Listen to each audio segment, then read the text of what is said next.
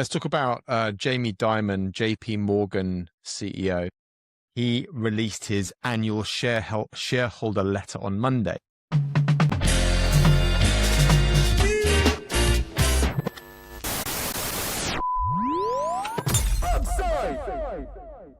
It's a big letter, 48 pages, against the backdrop of hedge funds making their biggest bets ever against European stocks. So they're shorting Europe. Every year he lays out what he thinks is coming, and we're going to go into some of the content anyway, just quite naturally, but I wanted to specifically look at historically what he gets right and historically what he gets wrong, and see if there was a lens there to look at this current letter. So what he normally gets right is the structural stuff. So the multi-year core structural stuff. He warned about the US fiscal deficits from 2013, said nobody would act. And then it became a crisis. Debt has more than doubled. He flagged the fintech disruption years before Wall Street or anybody took it seriously. He warned about the held-to-maturity accounting that gave banks a false security on interest rate risk. And that was, I would argue, the biggest reason why Silicon Valley Bank died. Where he has historically got things wrong is timing and dooming. So in 22, he warned of an economic hurricane.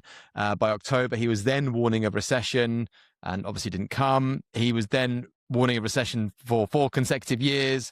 The economy has been resilient and has defied him every time. One investor says his track record on leading the bank is incredible. His track record on economic calamity predictions, not so good. Although that's the best way to be, because I think everyone forgets, which is part of the reason why I wanted to have a look at his record. As with everything in our industry, it's all timing and luck. So maybe it is just a piece of timing and he will be absolutely bang on the nail. But one thing which you've already mentioned, which I think he is absolutely on point with, is inflation. He calls it the skunk at the party. The Iran energy shock, meaning stickier inflation, high interest rates, and supply chain reshaping, which I think is going to be, to me, the mid-term issue.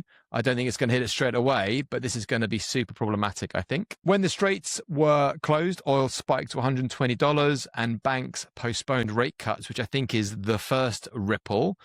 This current ceasefire, which by the time this pod goes out might all be over. I know we've got Israel, Lebanon, so who knows what is going on as we're recording, but that is going to complicate the picture. But markets are surging, right? So 3 other things that he did mention. He mentioned private credit.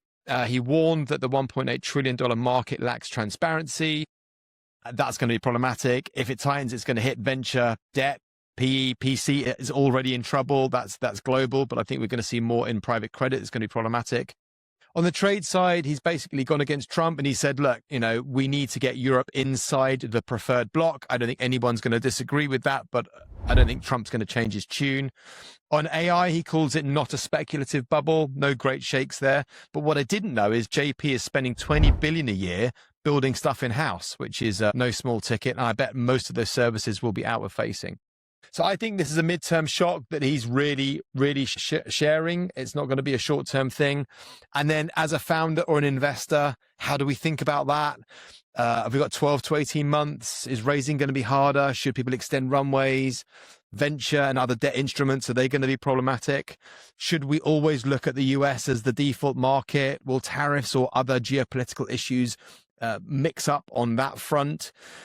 As always, I know what you're going to say to me, heads down and build, which I totally agree with, but anything in Jamie Dimon's letter that you would pick up on? Definitely heads down and build. Leave the macro stuff to Jamie Dimon. I think the things to pick out from, which you've already elegantly touched on, is their use of AI and the value they're getting from it is very, very powerful. They're spending over $2 billion annually on AI and already achieving a match $2 billion in direct cost savings. So it's neutral from a kind of cost perspective. So I think that's an interesting observation from one of the biggest corporations in the world. Back to your point, Dan, about the adoption of AI within enterprise. I do think that inflation is probably the biggest thing coming out of this, not coming out of this letter, but it's the biggest thing that he's flagging, and that will have a knock-on effect, potentially interest rates for valuations, asset valuations and prices. And then there's a lot of talk in the newspapers, in forums around the private credit bubble and structural issues within that. And Dimon is right to point to that. The private credit market has grown fivefold since the 2008 financial crisis. crisis. And this is, if people aren't super au fait, this is the non-banking lending and the lack of transparency around non-banking lending, which is, we've seen a few banks in the States go bust. There is trouble at mill when it comes to private credit. It's generally, it's generally funds that pull together. Well, also the funds they're all a bunch of them all stopped. Stock redemptions. The default rates typically around 2-3% from the actual borrowers, to the funds that have lent them the money, but they are potentially spiking up to 8-9%, which then creates a much bigger issue for these funds, and for them to recover, not only make the rate of return that they promised to their investors, but also recover the capital they've lent to them. However, this is a roughly $2 trillion problem. It's not anywhere near as structurally integral as the 2008 financial crisis. So, it's not subprime, but it does feel like this could be one of the strands in a broader story. Maybe.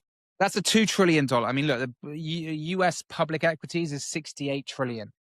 I just think, private markets is probably private markets equity. So private equity and VC is probably, in the US, is probably, I don't know, 10 trillion. So I just think private credit, it's big, but it's not going to bring down the whole house of cards. Well, private equity isn't in good shape. I mean, I don't know how many, what are their extensions funds called? Say it's not in good shape, but it's about to sell a shit ton of assets into the public market now. So. Yeah. As usual, AI has saved the day, right? I mean, I think. Yeah. Yeah. Well, interesting. I think if you haven't read it, I think you should download it from the JP website and have a read.